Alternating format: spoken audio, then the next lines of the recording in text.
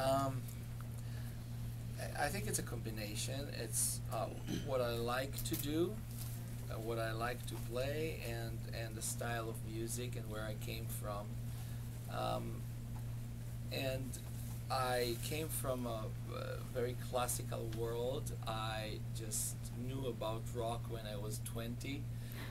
Before that, I was pretty much immersed in classical music. So, you know, my music had a very, very heavy classical influence, and I believe that in the fantasy world, the more classical approach is something that works many, many times. Also, in the classical world, you have like a lot of intricate changes, a lot of emotions. They are, unlike action games, the emotions in RPGs, MMOs, are what's really driving the characters to do stuff other than dangers or chasing or other things that in first-person shooter is more what rules. So again, the classical approach is something that works better for this, and this is what I've learned to do for many years, and I believe that what worked. Now, Greg, you had a pretty big, pretty busy career in television scoring. Firefly, huge cult show. Before I still love that show. a lot of people do. Man. Thought I was going to be working for 10 years when I got that gig. Little did I know it was going to be more like 10 episodes. True story. Fox spent $10 million on that pilot, which is a lot. And then they hated it so bad, they just said, we're not showing it. We're not going to show it. That's stupid. Yep. A lot of people are glad that even for those 10 episodes, it spawned a film. But I'm a huge fan. I love your music. And I also wanted to ask, in Dragon Age Origins, I know that the theme of the song, and I think in all of your guys' soundtracks, the tone of the game. That's true. But I was wondering at the credit song, the last song that plays, do you have that same type of thinking that this is what the video game's going to start and this is how it's going to end? Because when I was playing Origins, it ended a way that I wasn't expecting, and I was like, oh, I wanted this other ending for my character, and I was kind of pissed off. And then the credits started, and I Am the One plays, and I just start crying, and I was like, oh my God, it just did it, and I was like, that's the perfect ending. First, you know, I mean, for us, yeah, I mean, making a living is great, but hearing something like that is way greater. Because this is basically what it means for us as a composer. Because I started again in all the classical world, and I understood that all the modern, very experimental music that is being written in this century is something that is not communicative. And for us, we're trying to speak to you. We're trying to give you what we feel, and we're trying really to communicate and to connect with the audience. And if even one person among everybody got connected, you know, for us it's the world. You know, really means the world. Now, I Am the One. It's interesting story because when we started the main theme, and then after that, I felt that the whole score is unfinished, but there was no game. Actually, there was no money also after that. So, but I really felt that it's unfinished. We have to. So I talked to Aubrey Ashburn. She's the singer, and I'm the one. And I talked to her, and I told her, well, why don't we just write a song, and ask them, like, if you want, stick it into your game. Don't pay us. It's okay. But I just, you know, feel. So that's what we did, and we actually wrote it in English, and she wrote an English song. And apparently they really liked it, so they wrote this Elvish lyrics to it, and they really came up with its own stuff, and they put it in the end, and again, I guess they did a good job. Yeah. So, thank you very much. Yeah. Another one for Inon. Fallout was the third one was a huge thing. I mean, I'm from the DC area. I actually live in Bethesda, Maryland, so it was like oh, it's crap, you know, like it's awesome. But Fallout was, you know, it's such a huge, one of the biggest, you know, scope games I've ever played, and it's such a, you know, big sandbox title. And how do you, like, what's the goal of your music? And because I just have vivid memories of I just love to just walk around the wasteland, and I had the piano theme would come in, it was like perfect, or you'd have, you know, that oh shit, there's something chasing me music, like oh, where is it, you know, it starts, but like what's the goal and I guess the job of the music? In a See, game this like is that? what I was talking before.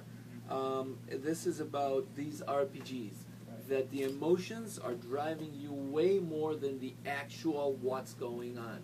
And this is the different approach that composers that compose for RPG, you know, is treating a score rather than a first person or a strategic game. We always need to think about what actually we want the player to feel and not what's happening right now. So Wastelands could be everything. It could be dandy and it could be just doom, you know. And so at Fallout 3, it's a darn scary game. I mean, I really quarter of it. It's just like it's too scary for me. I'm like really gentle guy as of this. But seriously, I mean, the whole point about Fallout 3 is this fear from the unknown, because this parallel reality that was created because this post-apocalyptic world. Then once you go out of the vault, it's the scariest thing you ever will meet. It's the unknown. And this is what I was looking for when I composed the music. It's not about or you know or psycho. You know, that's no. It's creating something that it's so scary because you don't know what's going to get you. So. Well, that was an awesome game. Thank you. I have another Sure, question. This one's for Richard. I know you worked on Mass Effect. Correct. And I love. You're a big fan. I have one of those also. Oh, you have a good sense of style. What is it like? I know that a lot of composers worked on Mass Effect, that maybe 3 or 4. 4 in total, including Yeah. myself. Yeah. How is it to work on a sci-fi that big with so many composers? How do you guys get the music to sound so... It's a great question. I mean, in that game, there's a total of between 3 and 4 hours of music, I believe. I think I wrote about 45 or 50 minutes, and I did the majority of the cinematics. Mm-hmm. The good part of it. Yeah, obviously. Inon. You never heard it. And one reason why I chose to sort of join the team is because I work on a lot of narrative-driven games. So there was one section which you all know called the Citadel, where the cutscene where the Normandy first comes in and you see the Citadel open up, and that was one of the scenes I scored. And I think I was brought on board for sort of impact, I guess. I mean, there are 2 of the team were already working on it, and then myself and David Cates were also brought on as well.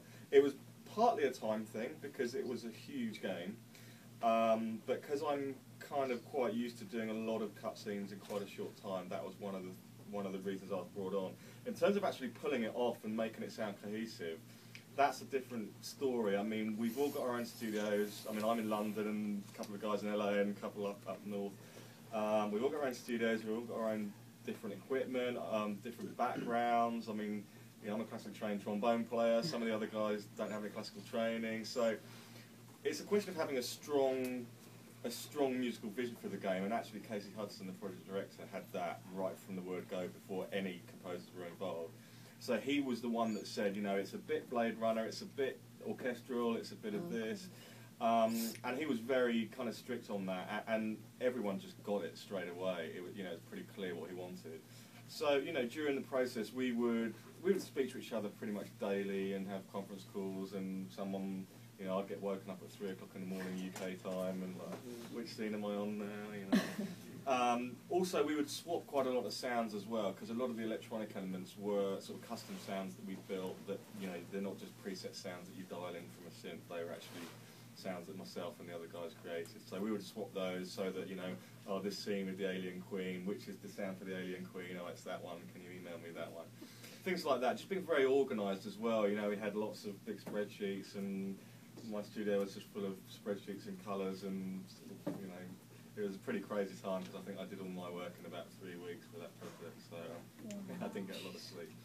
But yeah, I mean, there are some projects that have teams composed and some that just has one, and it varies on the size and the scope of the game, the overall vision, or if a different composer is going to collaborate with another composer and bring something different to the table, and then fuse them together, you can get a different result. So yeah, that's kind of how we did it. And sadly, I was supposed to work on the second one, but I was busy doing James Bond. So it's a cracking game. I've got one more question and a final question for all you guys. Les? Yeah, I have a question. This is for everybody. One of the things we read this week in LA Times is the decline in sales of console games and the increase in sales of the iPad and Android games. Are you starting to get involved with these games, or are the budgets still too small for you to even consider some of these because they're so popular?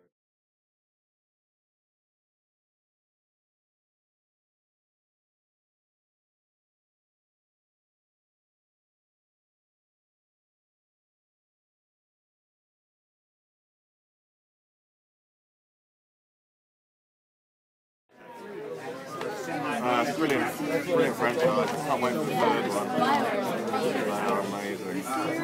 Especially because they're going to attack Earth as well in the third one. Yeah, I was going nuts on the E3 trailer. Yeah, it's a brilliant trailer, isn't it?